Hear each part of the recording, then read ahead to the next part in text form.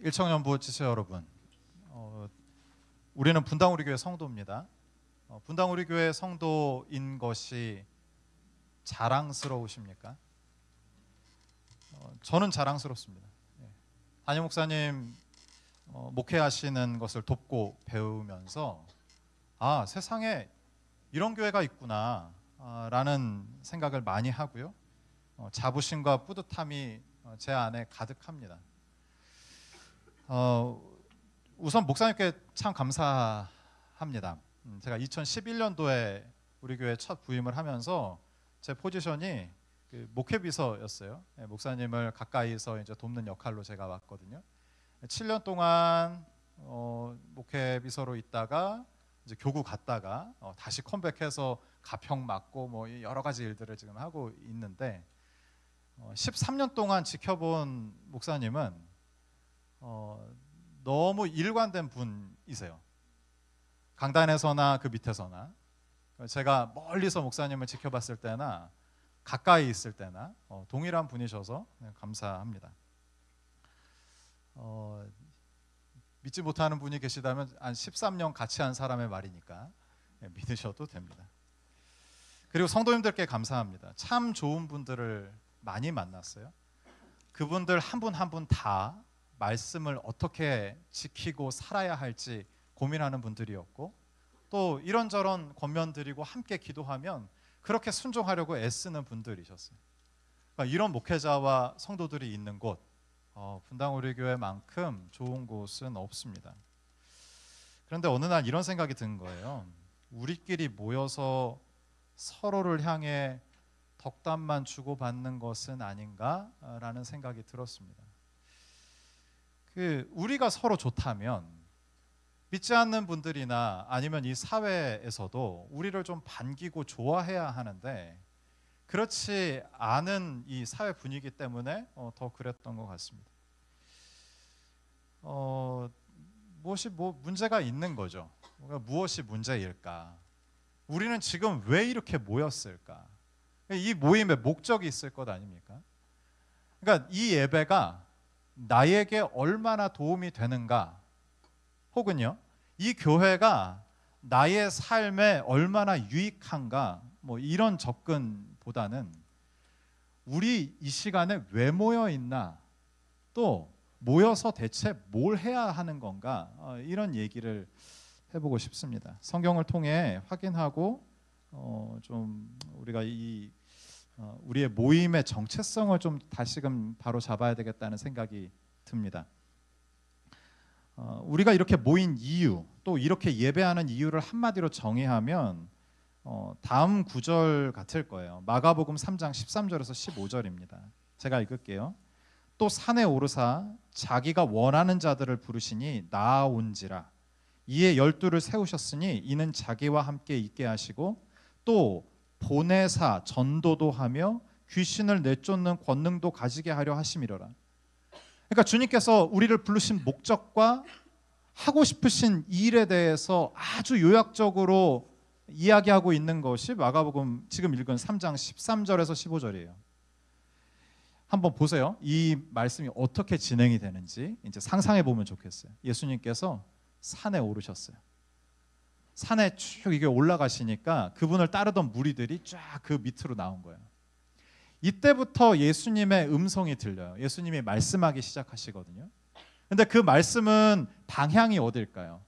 예수님이 산 위로 올라가셨으니까 위에서 아래로 소리가 떨어지는 거예요. 마가는 이것을 알게 하고 싶었던 것 같아요. 지금 예수님이 말씀하시는 것은 그저 선생님이 제자들을 가르치는 정도의 수준이 아니라 하늘로부터 땅으로 내리는 권위 있는 말씀이다 라고 마가는 강조하고 싶었던 것 같습니다. 여기서 보면 예수님께서 첫 말씀을 하셔요. 13절 다시 보겠습니다. 또 산에 오르사 자기가 원하는 자들을 어떻게 해요? 부르셨다 그러는 거예요. 그러니까 우리도 주님의 부르심을 받아서 여기에 있는 거예요. 근데 여기 표현을 한번 보세요. 원하다, 원하셔서 원하는 자들을 부르셨다 그러잖아요. 원하다라는 동사 이제 헬라어로는 텔로인데 텔로 단어 사전을 찾아보니까 이런 의미더라고요. 누군가가 최고의 제안을 한 거예요. 누군가가 이런 제안을 누군가에게 했어요. 근데 그 사람이 그 제안을 받고 너무 좋은 거예요. 내가 생각한 이상의 제안이 들어왔으니까요. 그래서 누군가가 최고의 제안에 행동할 준비가 이미 돼 있고 그럴 마음이 있는 사람이 가지는 열망이라고 단어사전에 있더라고요. 그러니까 예수님이 이런 열망으로 사람들을 부르셨다라는 거죠. 이 열망은 뭘까요? 하나님께서 예수님을 이 땅에 보내실 때 그 목적, 망가진 하나님의 나라를 회복하기 위한 이 큰 사명, 그것으로 예수님은 벌써 마음이 불타오르고 계셨다는 거죠. 그리고 그 마음으로 함께 동역할 사람들을 부르셨다라고 마가는 기록하고 있습니다. 우리 모두 예수님의 이 열정으로 부름받은 사람인 줄 믿습니다. 하나님이 예수님께 그 열정을 주셔서 불타는 마음으로 나와 같이 하나님의 나라를 회복할 사람들을 부르신 거예요. 그것이 일청년부 우리 공동체인 줄 믿습니다. 그리고 한번 보세요. 14절에 부르셨어요. 그리고 동사만 보겠습니다. 이에 12를 세우셨으니 이는 자기와 함께 있게 하시고 또 어떻게 해요? 보내사 그래요. 보내서 전도도 하고 귀신도 내쫓게 하세요. 무슨 얘기냐면 하나님이 예수님께 주신 그 사명, 그것으로 막 마음이 불타서 함께할 사람들을 부르셨어요. 그래서 우리가 이렇게 모인 거예요. 만나지도 못할 사람들이었을 거예요. 예수님 아니었으면.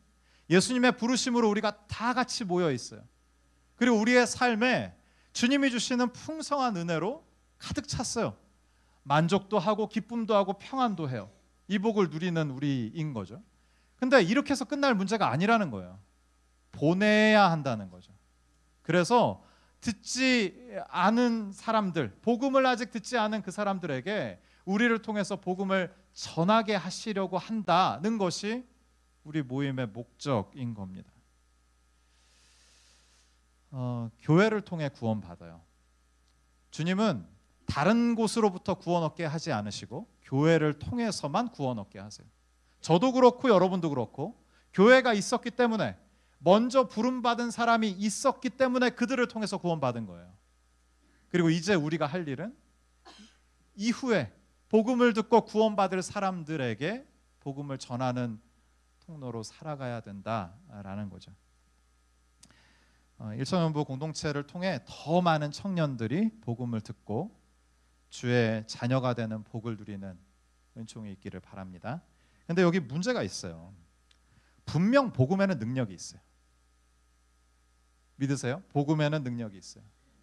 그리고 그 복음을 전했던 예수님, 우리를 불러 모아주셨던 그 예수님에게는 능력이 있어요. 근데 문제는 우리에게 능력이 없다는 거예요. 제가 오늘 강조하고 싶은 것은 이 능력보다는 이 뒤에 있는 건데, 복음은 매력적이에요. 근데 이 복음을 증거하셨던 예수님도 엄청 매력적인 분인 거예요. 근데 문제는 우리가 매력이 없다는 거죠. 사람은 여러분 선택할 때 어떤 거 선택해요?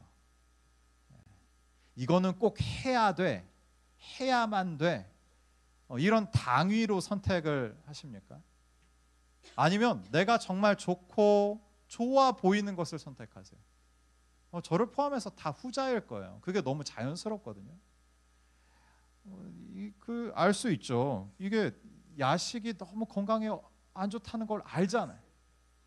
안 먹어야 건강하잖아요. 알매도 어떻게 해요? 땡기면 선택하는 거예요. 그러니까 우리의 선택이 다 이성적이고 합리적이지 않아요. 그리고 당위로서 움직이는 것도 아니에요. 예전에 복음을 전하는 방식이 많이 있었는데 요새는 많이 이런 방식은 없어졌지만요. 예수천당 불신지옥, 이게 막 피켓 들고, 이게 보셨어요? 이건 당위잖아요. 나중에 더 안 좋은 곳이 있어, 이렇게 시작하는 거잖아요. 지옥이란 곳이야. 안 가려면 예수님을 믿고 구원받아야 돼. 이게 이 전도 방식이었다고요. 당위잖아요. 더 힘들어지지 않으려면 이 선택해야 돼. 이런 전도 방식이라고요. 이 전도 방식을 통해서 얼마나 많은 사람들이 회심하고 구원받았을까요? 선택하지 않았어요. 많은 사람들이 그냥 마음이 찜찜하고 돌아서는 거예요. 마음이 동해서 교회를 찾는다거나 하나님께 기도해 봐야지, 교회 생활 해야지, 성경을 좀 알아봐야지, 이런 사람 많지 않았다고요. 당위니까요. 그러니까 복음을 전할 때도 이런 당위라기보다는 더욱더 자연스러운 방식, 먼저 믿은 사람들이 좋아야 되는 거예요. 먼저 주의 자녀가 된 사람들이 매력적인 사람들이 돼야 되는 거예요. 매력은 뭘까요? 매력에 여러 가지 특징이 있겠지만 가장 큰 특징은 사람을 당기는 거예요. 분당우리 교회는 매력적인 곳입니까? 왜 이렇게 자신이 없어요? 분당우리 교회는 매력적인 곳이에요? 그렇지 않아요? 제가 교구 사역하면서 새로운 분들 이제 등록 신방을 해요. 저희도 4주 새가족 훈련을 강좌를 들으시면 이제 교구 목사들이 가서 어떻게 오셨는지, 어떤 신앙 여정이신지 뭐 이런 얘기를 하면서 또 다락방 소그룹도 추천해드리고 그런 신방을 합니다. 많은 분들이 목사님 설교 때문에 오세요. 내가 힘들고 어려웠는데 이찬수 목사님 설교 듣고 이 교회를 결정하게 됐습니다. 이런 분들이 많아요. 다양한 설교가 있잖아요. 그런데 왜 유독 우리 담임 목사님의 설교가 사람을 끌어당길까요? 매력이 있기 때문이에요. 매력적이니까. 교회와 담임 목사님과 예배와 설교는 매력적이에요. 그럼 다시 물어봐요. 1청년부는 매력적인 공동체입니까? 네. 1청년부를 구성하는 우리 여러분, 우리 모두 나는 매력적인 사람이에요. 아니 아까 대답하셨던 분들 다 어디 갔어요? 나는 매력적인 사람입니까? 이 질문을 지금 던져보면 좋겠어요. 신앙생활 하는 것이 그저 나의 삶을 윤택하게 하고 좀 도움이 되고 불안했던 마음이 좀 사라지는 정도의 신앙은 아니잖아요. 그거보다 훨씬 더 깊고 무겁고 중요한 내용들이 있는 거예요. 단순히 나의 삶을 좋게 만드는 것 이상으로 이 복음을 안 사람들은 모르는 사람들보다 매력적이어야죠. 그러면 그 매력을 어떻게 만들어갈 수 있을까라는 것을 오늘 본문에서 찾아보면 좋겠습니다. 그 한 가지가 바로 기도일 거예요. 사람이 매력적으로 바뀌는 것은 기도인 거예요. 그냥 기도도 아니고 몸부림치는 기도인 거예요. 몸부림치는 기도가 왜 사람을 매력적으로 바꿀까? 내가 알고 있었던 것, 내가 판단했던 나의 기준이 있잖아요. 근데 그게 나에게 당면한 모든 문제들을 통해서 흔들릴 때가 있어요. 내가 알고 있었던 게 맞나? 내가 이렇게 반응하고 이렇게 일을 처리하면 되나? 확신이 안 들 때가 있다고요. 그럴 때 우리는 기도합니다. 기도하고 내 마음 같지 않게 풀어가시는 하나님 앞에 절망하기도 하고 몸부림치기도 하고 하나님의 뜻을 알게 해달라고 기도해요. 근데 놀랍게도 그 기도 시간에 사람이 매력적으로 변한다라는 거죠. 많은 주의 자녀들이 있어요. 지금도 이 주일에 다 예배하고 있을 거예요. 근데 사회에 있는 사람들이, 믿지 않는 사람들이 믿는 사람들에게 매력을 갖지 못하는 이유는 뭘까요? 본인들과 같은 거예요. 결론적으로 본인들과 같으면서 주일 교회만 갔다 오면 본인들보다 더 평안한 얼굴로 돌아와요. 제가 불신자에게 들은 얘기예요. 그게 너무 짜증난대. 우리는 주님께 예배하고 우리도 약하고 우리도 욕심이 많고 우리도 이 땅에서 전전긍긍 하다가 털어놓을 사람이 있고 도움을 청할 존재가 있어서 예배하고 또 든든한 마음으로 다시 이렇게 돌아가는데, 이거를 알 리 없는 그 사람들은 우리를 보면서 짜증이 나는 거죠. 근데 더 매력을 갖지 못하는 거는 이 지점일 거예요. 그 사람들도 욕심이 있고 또 욕망 가운데 사는데 믿는 사람은 더 한다는 거죠. 창세기 3장 6절 잠깐 볼까요? 창세기 3장 6절. 같이 한번 읽겠습니다. 같이 읽죠. 시작. 여자가 그 나무를 본즉 먹음직도 하고 보암직도 하고 지혜롭게 할 만큼 탐스럽기도 한 나무인지라. 여자가 그 열매를 따먹고 자기와 함께 있는 남편에게도 주매 그도 먹은지라. 동산은 완벽한 곳이었어요. 이곳에 있으려면 하나님의 말씀에 잘 순종해야 했다는 거죠. 그런데 이 동산에서도, 완벽한 이곳에서도 뭐가 있었대요? 제가 색깔로 좀 표시를 해달라 그랬는데 탐스럽기도 한 나무가 있었다는 거예요. 근데 그 나무를 보고 하나님이 만드신 인류가 탐심이 생겼다는 거죠. 이것이 사람이다는 거예요. 믿는 자나 믿지 않는 자나, 하나님의 자녀나 그렇지 않는 사람이나 모두가 다 이 탐심을 갖고 살아요. 근데 이 탐심을 다스릴 수도 있었고 그렇지 않을 수도 있었어요. 내버려 두니까 죄가 세상에 들어왔다라고 성경은 결론을 내리잖아요. 그러니까 우리가 하나님을 알고 말씀을 알고 그렇게 좀 살려고 애를 쓰면서 우리도 모르게 탐심을 경계하지 못하고 제어하지 못하고 사는 거예요. 그러니까 같이 살아가는 내 동료가, 내 친구가 볼 때는 아니, 믿는다고 하면서 어쩜 저렇게 더 욕심이 많아, 이런 마음에 매력을 느끼지 못한다는 거죠. 그렇다면 이 매력을 어떻게 만들까요? 그게 아까 제가 기도라 그랬잖아요. 몸부림치는 기도라고. 우리가 지난주에 한나가 얼마나 큰 고통 속에 있는지 살폈어요.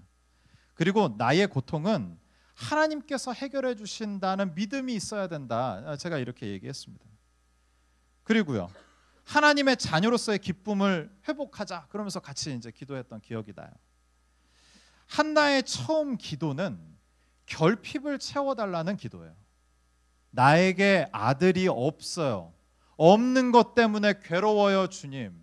나에게 아들을 주세요. 이런 기도였다고요. 근데 오늘 살피는 한나의 기도는 그저 나에게 없는 것을 채워달라는 기도를 뛰어넘어가 버렸어요. 저는 결론을 이렇게 내리고 싶어요. 한나의 몸부림치는 기도가 엄청난 기도의 수준을 만들었다고요. 성숙한 사람이 되었다고요. 다시 질문 드려요. 부담스러운 질문일 수도 있는데 여러분은 매력적인 사람들입니까? 다시 얘기하면 이런 거예요. 누군가가 나하고 좀 대화하고 싶냐고요. 힘들고 어려운 일이 생기면 저 친구하고 좀 이야기하고 싶다라는 사람이 주변에 있냐는 거예요. 어떠세요? 내가 그 사람을 찾기 바빠요? 나를 만나서, 그러니까 제가 말씀드리는 매력은 그런 거예요. 얘기 나누고 싶은 사람. 얘기 나누고 싶은 사람. 지금 한번 떠올려 보세요. 내가 그냥 가서 그 사람과 얘기 나누고 싶은 사람, 얘기를 나누지 않아도 그 사람 옆에만 있어도 좀 마음이 좋다라고 생각이 드는 사람, 지금 잠시 떠올려 보시죠. 그럼 나에게 그런 사람처럼 나도 누군가에게 그런 사람이냐고요. 그러려면 어떻게 해야 될까요? 마음에 여유가 있어야 돼요. 제가 교구 신방들 하면서도 이제 자녀에 대한 걱정이 많은 우리 장년분들 만나면서 청년들이 어떻게 살아가는지 이렇게 들었어요. 근데 그런 청년들에게 마음의 여유를 가지고 사십시오라고 얘기하기가 미안해요. 그런데 성경은 마음의 여유뿐만 아니라 그 나를 찾아온 상대를 위해서 기도해 줄 수 있는 사람이 되어야 한다라고 이야기하고 있어요. 제 개인적으로는 이거 미안해서 말 못해 라는 이 주제이지만 주님께서는 우리에게 이것을 바라고 계신다라는 그 마음을 좀 전하려고 합니다. 마음의 여유가 있어요. 누군가가 힘겹고 어려운 사람이 왔단 말이에요. 그럼 얘기하고 싶을 거잖아요. 그럼 그 얘기를 들어줄 만큼 내 마음에 여유가 있냐고요. 근데 주님은 그 여유를 만들라라고 하시는 거예요. 그 여유는 그저 생기지 않아요. 기도해야 생겨요. 본성은 저도 그래요. 저도 작년 이렇게 신방하는 시스템을 잠깐 설명해 드리면 교구 목사와 교구 여전도사님이 계세요. 모든 신방 스케줄은 누가 짤까요? 교구 여전도사님이 짜세요. 그래서 막 일주일간의 스케줄을 그냥 시간 단위로 쫙 짜신다고요. 눈코 뜰 새 없어요. 제가 어떤 전도사님하고 같이 사역할 때는 하루에 이게 병원 신방 쫙 병원 돌 때였는데 30분을 만났더라고요. 하루에. 수요일이었어요. 수요 예배 드리는 직전까지 짜셔가지고 제가 그렇게 이제 30분을 만난 적이 있어요. 중간에 이렇게 신방이 캔슬이 될 때가 있어요. 그러면 한 1시간 정도 이제 여유가 생기거든요. 너무 좋아요. 좀 쉴 수 있겠구나 이제 그런 생각이 들어요. 그럼 그러고 있으면 저희 같이 사역하셨던 전도사님은 2순위, 3순위까지 있으셔요. 그래서 2순위 된 이제 성도님께 전화해요. 그러면 그게 어느새 채워져 있어요. 그럼 그 시간에 되면은 전사님과 같이 가야 돼요. 가는 길이 어떨까요? 곤혹스러워요. 1시간, 그 1시간도 아니에요. 그 이동 시간 하면은 한 3-40분 쉴 수 있을까요? 잠깐 숨 돌릴 시간이 있겠다. 이제 막 그러면 기대하는 마음.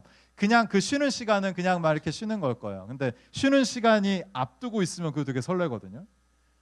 근데 스케줄표 들어가 보면은 여지없이 채워져 있어요.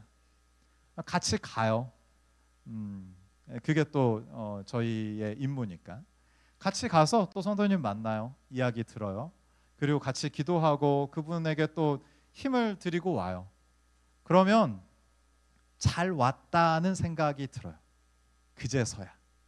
가는 그 성도님 만나기 직전까지 이렇게까지 스케줄을 하셔야 되나? 막 이런 마음이 막 여기까지 들어요. 근데 뵙고 나오면 마음이 좋아요. 전사님 잘하셨다. 잘 왔다. 뭐 그 3-40분 아끼면 뭐예요? 쉬면 뭐 합니까? 밤에 쉴 수 있는데. 저도 그래요. 누군가의 이야기를 듣는다는 거, 그 사람의 어려운 이야기를 듣고 그것을 공감해 준다는 건 너무 어려운 일이에요. 근데 그것이 나의 마음에 여유가 있어야 가능한 일이거든요. 좀 공간이 있어야 그 사람을 받아들일 수도 있고 그 사람의 말을 들을 수도 있잖아요. 다시 질문해요. 여러분은 매력적인 분입니까? 나는 매력적인 사람이에요. 누군가의 아픔과 어려움, 그것을 담을 만한 내 마음의 공간이 있나? 라는 질문입니다. 근데 그 공간은 계속 강조하지만 기도로 생긴다는 거예요. 몸부림치는 기도로. 하나님께서 한나에게 아들을 주셨어요. 아들을 주시기 그 이전에도 한나는 많이 바뀌어 있었음을 지난주에 확인했어요. 근심하는 빛이 없었다고 하잖아요. 아들을 주시기 전이어도. 근데 칭찬이란다. 자랑이 멈췄다고 했어요? 아니었을 거예요. 분인나는 여전히 마음이 공허한 사람이니까. 남편의 사랑도 없고 언니만큼 돈도 없어요. 그러니까 계속 아이 데리고 한나 앞에서 알짱알짱 거렸을 거라고요. 그런데도 한나는 마음이 상하지 않아요. 마음의 여유가 엄청나진 거예요. 그건 뭘까요? 하나님께서 내 기도 들으셨다는 거예요.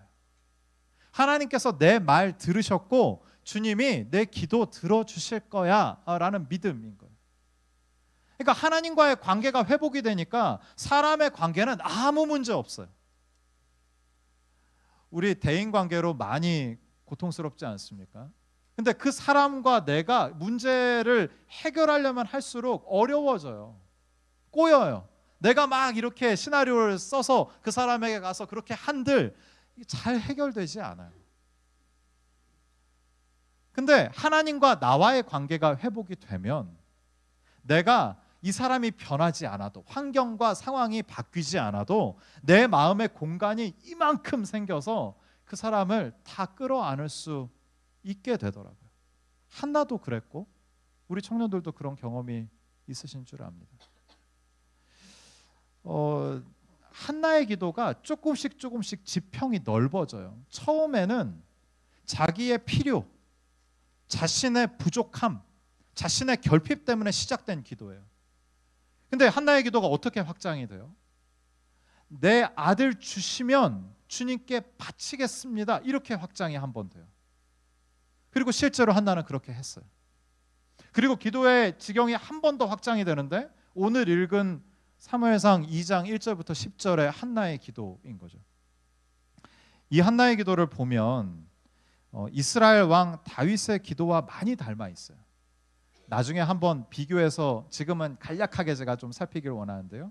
사무엘상 시작 지점에서의 1장, 2장, 사무엘하 24장까지 이제 첫 관문이 한나의 기도로 열렸다면 사무엘하 마지막은 다윗의 기도로 끝나요. 근데 그 기도가 되게 닮아 있다라는 거죠. 잠시 확인만 할게요. 사무엘상 2장 2절 같이 한번 읽겠습니다. 시작. 여호와와 같이 거룩하신 이가 없으시니 이는 주밖에 다른 이가 없고 우리 하나님 같은 반석도 없으심이니. 이렇게 찬양했어요. 근데 많이 닮아 있다고요. 사무엘하 다윗의 기도예요. 22장 2절 3절 같이 읽겠습니다. 이르되 여호와는 나의 반석이시요 나의 요새시요 나를 위하여 나를 건지시는 자시요 내가 피할 나의 반석의 하나님이시요 나의 방패시요 나의 구원의 뿌리시요 나의 높은 망대시요 그에게 피할 나의 피난처시요 나의 구원자시라 나를 폭력에서 구원하셨도다. 그러니까 한나의 기도와 다윗의 기도가 비슷한 거예요. 그 뒤에도 두 구절만 볼게요.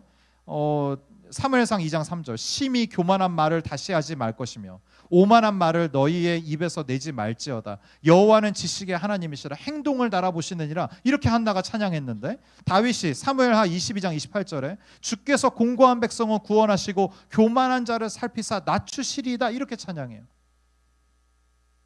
여러 가지 많지만 한 구절만 더요. 사무엘상 2장 4절 용사의 활은 꺾이고 넘어진 자는 힘으로 띠를 띠도다. 그래요.